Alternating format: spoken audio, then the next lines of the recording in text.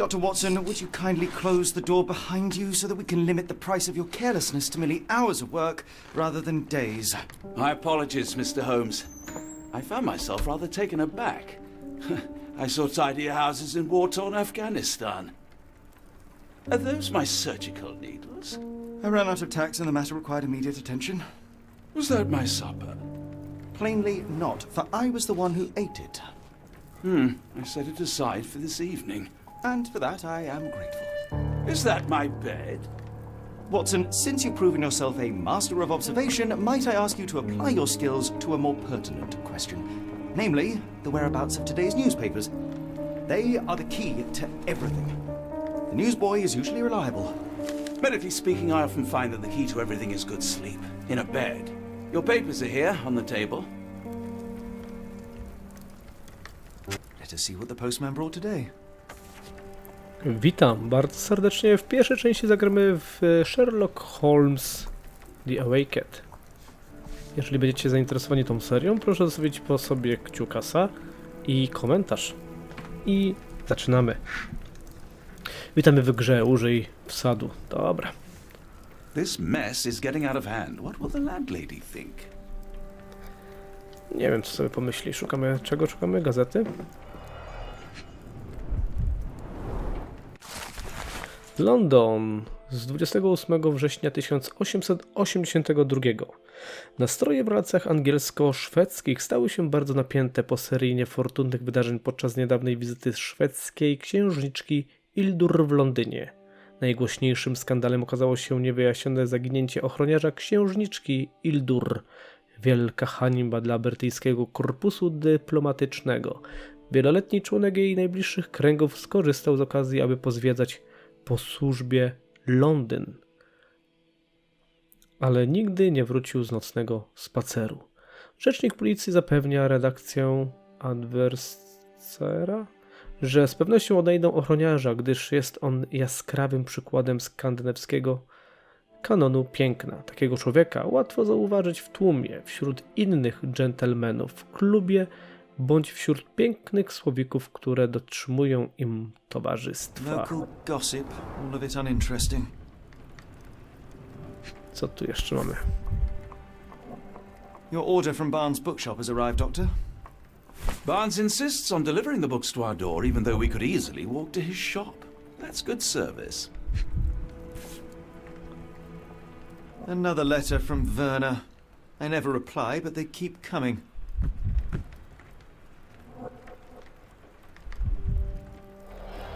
I don't see the Strand. Where is it? Pardon me? I am on the precipice of uncovering a pattern of crime across London spanning many months and involving many men. The missing paper cannot be a coincidence. That's preposterous. My dear fellow, life is infinitely stranger than anything which the mind of man can invent. Well, life used your newspaper to wipe its posterior, so after that unpleasant discovery this morning, I disposed of it. But in lieu of the Strand, perhaps I can deliver you something equally tantalizing. I have just returned from a patient of mine, Captain Stemwick, who... No, that will not do. Grab your coat, Dr. Watson. Let us hope nobody has collected the dustbin.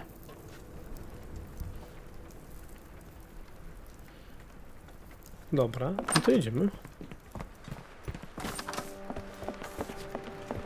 Aura jest dzisiaj dość deszczowa, może należałoby ubrać się stosownie do pogody. Otwórz teczkę C i przejdź do garderoby wciskając Tab, a następnie załóż nakrycie głowy. C. Tab. Okej. To? Który strój weźmiemy?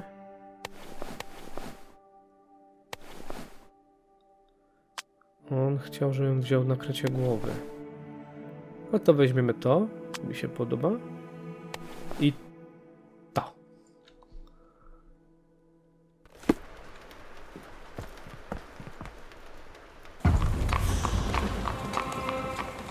Baker Street, numer 221B. No i co my tu mamy w tym koszu? A cactus spine. If it gets in your skin, it's awfully tricky to remove, and when laced with poison, the perfect assassination tool.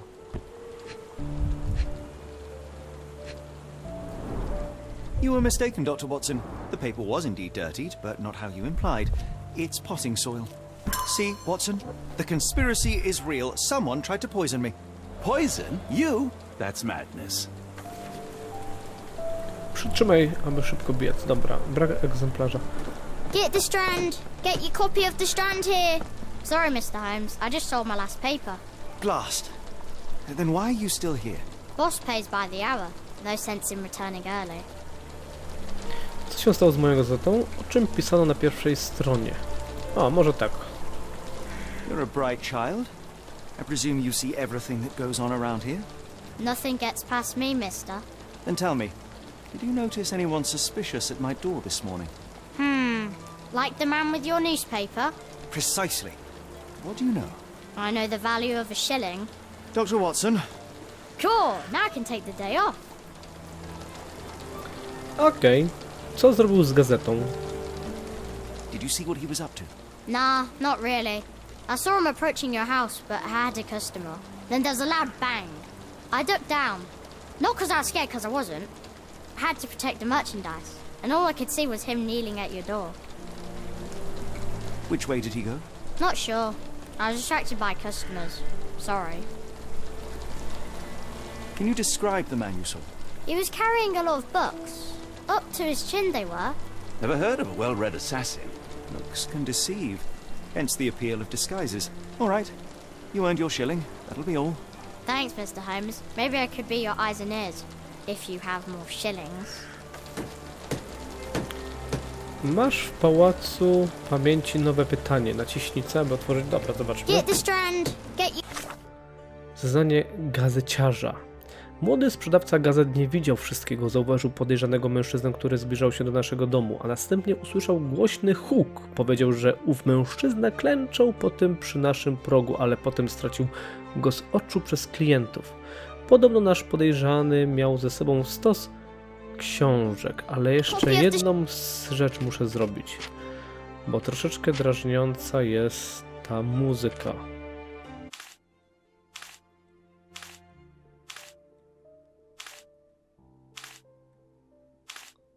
O, niech sobie tam coś gra. Jeszcze raz, wróćmy tutaj.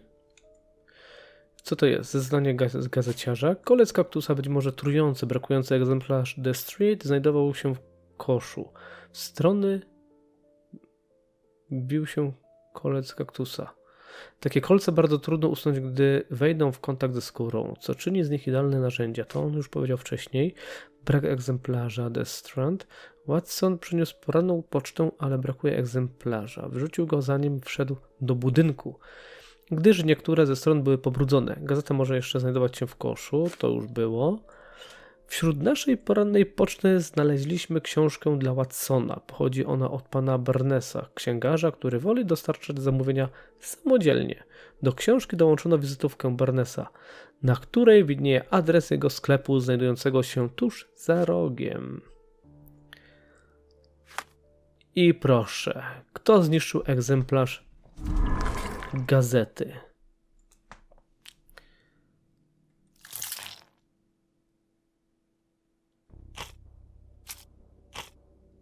Zeznanie gazeciarza, Londyn.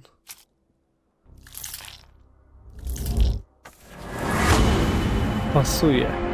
Barnes, tu jest. Pan Barnes jest częścią spisku. Gazeciarz twierdzi, że podejrzany mężczyzna niósł ze sobą stertę książek, a dzisiaj rano pan Burns, miejscowy księgarz, dostarczył powieść Watsonowi. Kolec kaktusa jako narzędzie zbrodni, głośny huk. Powinniśmy pójść z wizytą do pana Barnesa. Idziemy. Come now, Mr. Holmes. Murder? Yes, Barnes has his quirks, but he also has his scruples. Get the Strand! Not every Get your pawn copy knows of the it's part Strand of the here! game. Tylko powiedz mi, gdzie jest księgarnia?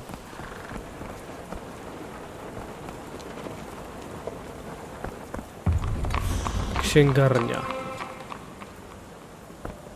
To nie jest ta księgarnia. Tu jest księgarnia, tak? Barnes Shop. Co to za piesek? Hello there.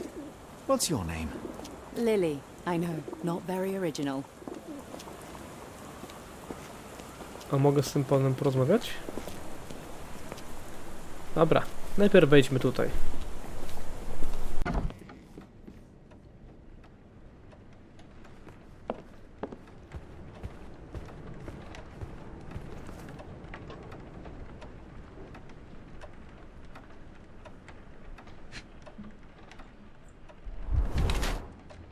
Worki pod oczami. Efekt przepracowania.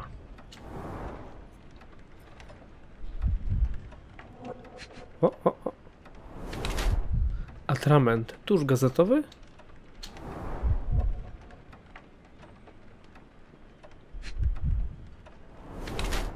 Mocno opiera się na prawej nodze. Ból w lewej nodze.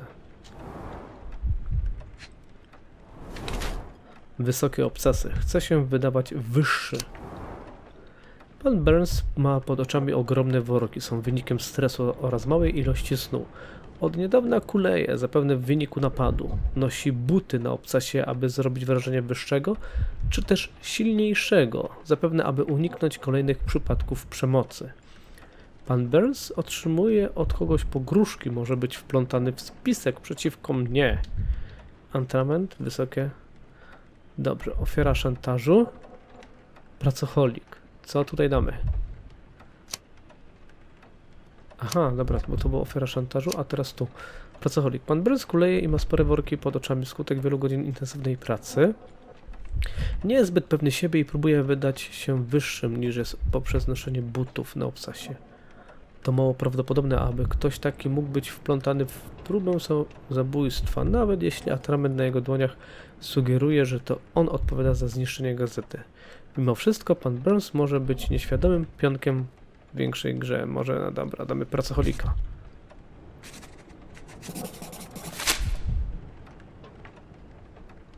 Mr. Barnes, a word.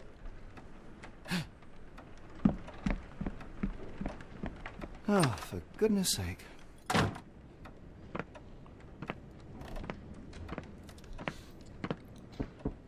Who goes there?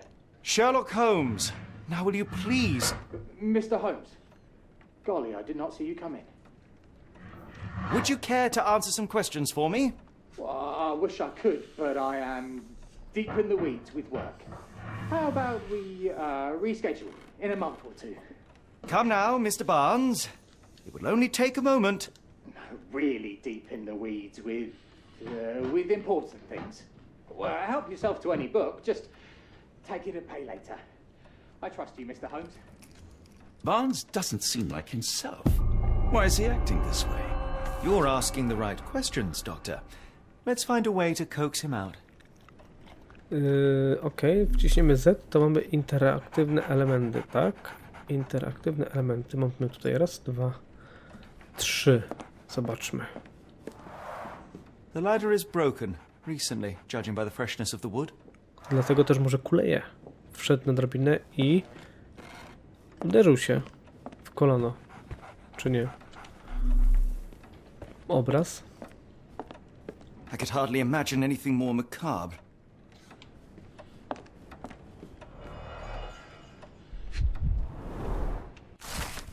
Katalog roślin egzotycznych. Katalog egzotycznych roślin na ladzie u Burnsa. Tytuł brzmi Wieczne rośliny na wieczną miłość.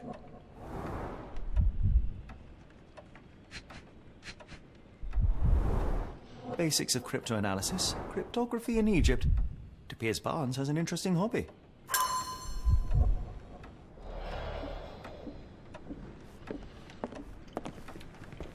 I jeszcze tutaj coś jest?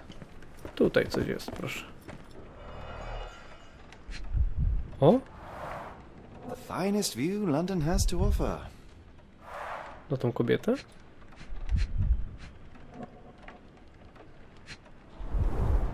In the language of Mycroft's secret agents, it's a sign. Dried flowers are replaced when the job is done. I wonder who the recipient is.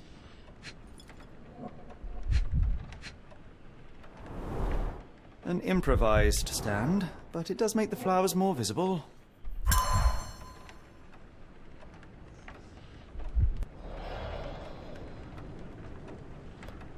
Dobra. O, zobaczmy, co jeszcze można na ten guzik nacisnąłem. Miałem wcisnąć C. Jest książki kryptologiczne.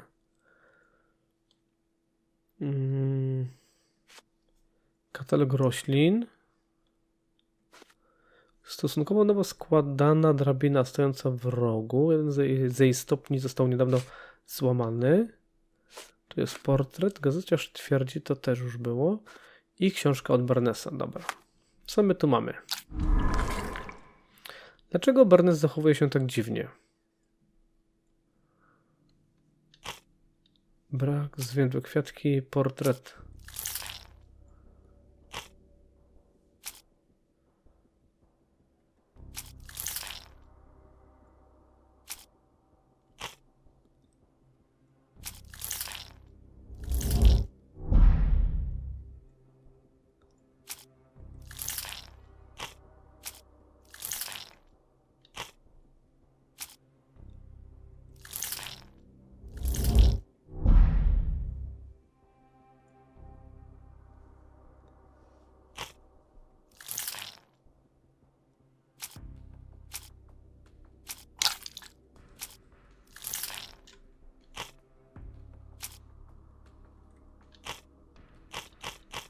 Dobra, więcej już nie zrobimy.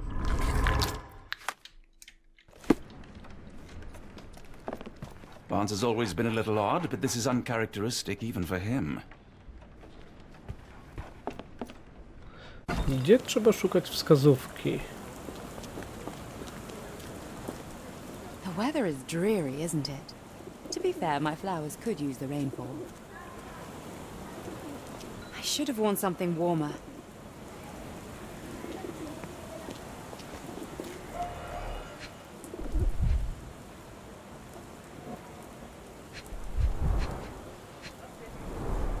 Encouraging people to stop and smell the roses? Our national emblem. God save the Queen. It must take patience and care to produce a bloom so beautiful. I imagine so. I merely sell them. O, kaktus. Familiar spine? That's what I found in my dustbin. Familiar spine? That's what I found in my dustbin. The pot is damaged. The blow was severe, but softened by something.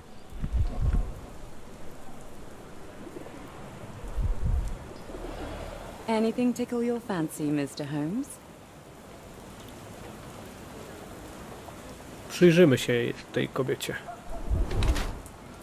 Nieobecne spojrzenie. Unika kontaktu wzrokowego lub jest przestraszona.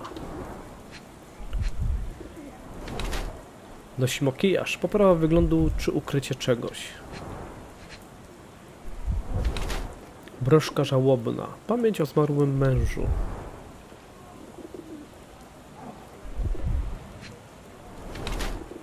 Czyste buty. Zmieniła buty po przybyciu. Jeszcze coś tu musimy zrobić.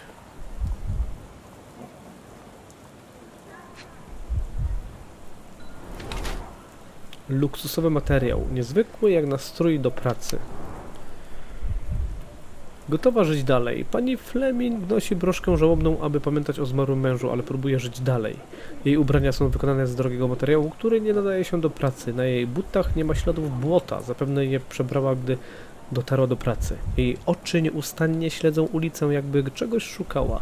Być może na kogoś czeka.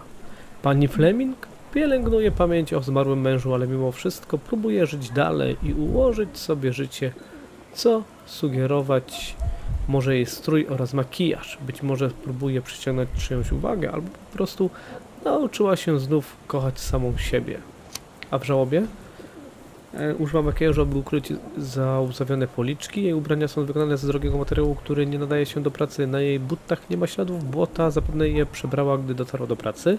Próbuje zakopać poczucie straty poprzez noszenie ekstrawaganckich strojów, ale nadal nosi broszkę żałobną po zmarłym mężu. Spojrzenie zawsze nieobecne. Zdradza jej wycofany stan emocjonalny.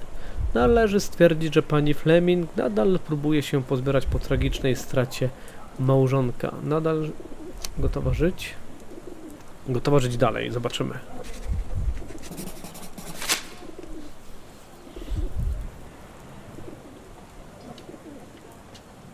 Mrs. Fleming, you look particularly lovely today. Is there a reason? Does a woman need a reason to look or feel beautiful? No, but your distant look suggests you seek one man's gaze in particular. Who told you that? Nobody. Merely a keen eye and some simple deduction. Well, I'll kindly ask you to keep your keen eye to yourself, Mr. Holmes. Przedstaw dowody. Pani to nie. Kaktus w pękniętej doniczce. Pokaż One of jej to. these things is not like the other. Come again? The cactus. Those fearsome spines can prove a devil to remove, and the sap is often toxic. And a rose thorn can give you tetanus, but we still grow them. The cactus seems comparatively harmless, though you have me thinking it must be valuable. I was under the impression that you knew its price already. Your guess is as good as mine. The first time I saw this cactus was when I came back from my break. Okej. Pani Fleming twierdzi, że nie wie skąd kaktus wziął się na jej straganie. Poszła na przerwę, a gdy wróciła, roślina już tam stała. Róże na sprzedaż. Oględziny straganu kwiaciarki pozwalają stwierdzić, że specjalizuje się ona w sprzedaży wielu rozmaitych... I'm afraid I can't help with that, Mr. Holmes. To nie? What do you make of the flowers in Barnes' shop window? Well, they could use a bit of water. Do they mean anything to you? Mean anything how? I'm not sure I follow, Mr. Holmes. Why do you think they're there? Are you suggesting the flowers are for me? It seems likely, does it not? Oh, I hope you're right. Proszę, pani Fleming twierdzi, że nie wie nic na temat tych kwiatów, ale ma nadzieję, że bukiet jest dla niej. Książki, na ladzie leży kilka książek. I don't know anything about this, sorry. Are you sure you're asking the right person? I'm just a flower seller. To nie, drabina ją nie będzie interesować. Are you familiar with Mr. Barnes? Yes, no, not really. Well, in a way. What on earth does that mean? I know who he is, of course, but we haven't shared much more than a look. A look? Yes. Each morning I go for a walk in the park with my dog, and most days I spot Mr. Barnes there with his new puppy, so we see each other. Actually, we once met briefly while our dogs played. He was quiet and seemed unsteady as he approached, but since then, we've never spoken. I often see him staring through the shop window. Sometimes I wonder what he thinks about that would etch such longing onto his face. Nowy materiał dowodowy.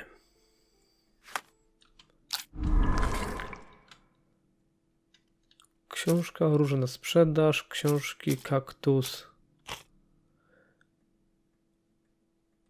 To nie?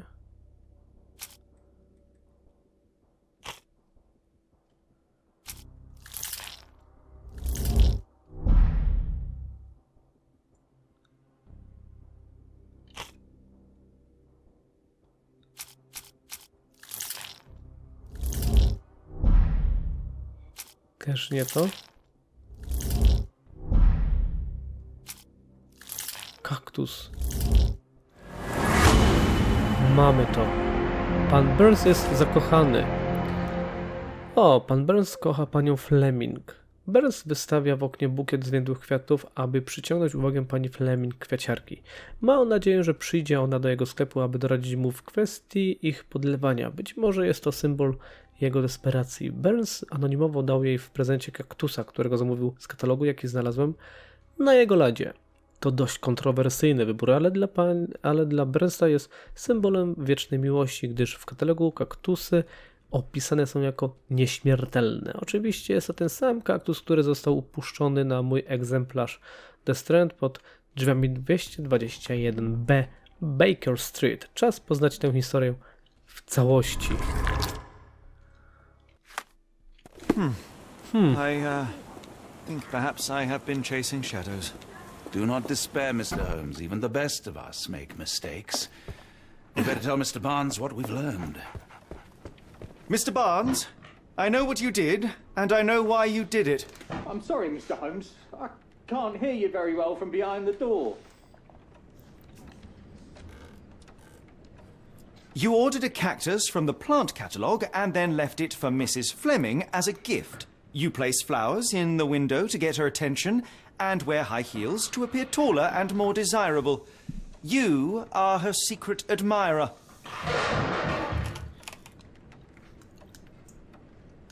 I couldn't read this morning's edition of The Strand because it was covered in soil and spines. I know you dropped a cactus on it and then fled. Barnes, it's Dr. Watson. Rest assured we are not interested in disclosing your personal affairs to anyone, including Mrs. Fleming. Please come out. All right, then.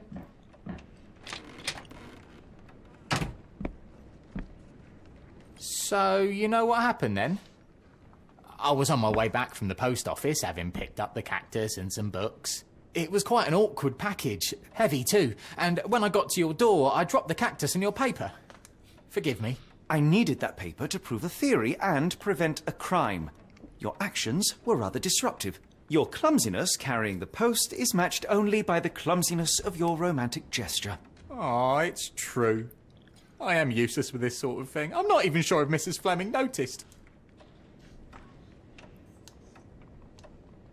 As in most things in life, truth is the answer.